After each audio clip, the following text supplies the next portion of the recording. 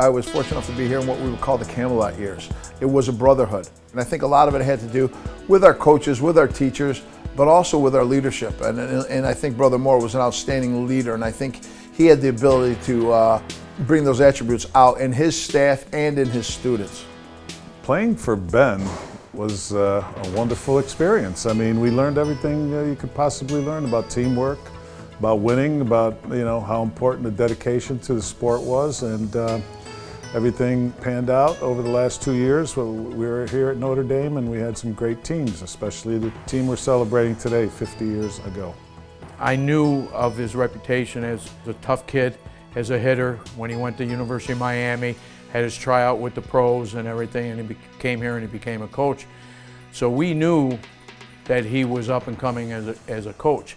Playing for him, he worked us hard, but we were very sound in the fundamentals. We didn't have a large playbook, didn't rely on a lot of trickery. We just were taught the right way to play football. You still have to block and tackle and run. And that's what he did, and the results speak for themselves.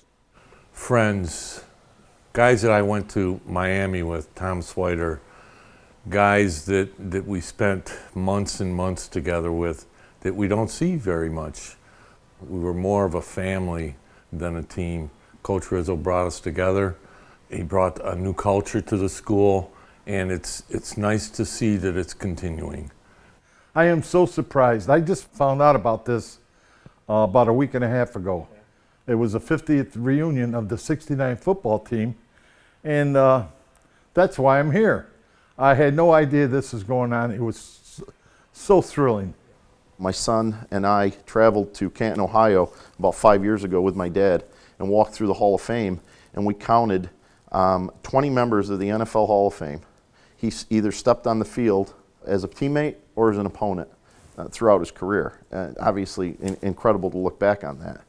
But I do know this much. Of all those accomplishments, the ones that he cherishes most occurred right here at Notre Dame High School on this field that now bears his name, and with the guys that we're here to honor, both the '69 team and all the kids that played for him throughout the years. Without a doubt, these are his fondest memories were forged right here at Notre Dame. Ben taught us youngsters in high school how to be men, and that carried over into his experience with the guys that he encouraged to go on to play and he helped influence to play. We were both Miami Hurricanes. Ben was there back in '61 as the captain of the Liberty team, and I got there in 1971, 2, 3, and it was a great experience. I mean, Ben was well known there at Miami, and Rick Zimmer and I and Bill Wood ended up there. It was terrific. I look back on it gratefully, and I really appreciate what Coach Rizzo did for us back then. When I was a senior, Coach Rizzo was there every minute of the way. He said, go here, go here, go here, but this is where I want you to go. And that's where we went. There were 4 of us that were offered scholarships. He has such a name at Miami and such a name in the football community. He just is well respected for whatever he's done, and he became family. He took care of us. He embraced us. He pushed us in the right directions. He was a football player's coach. I love him as a coach. He's not Ben Rizzo to me. He's always coach. And I think most of us on the team feel the same way, and that's how we will remember him. They were like sponges.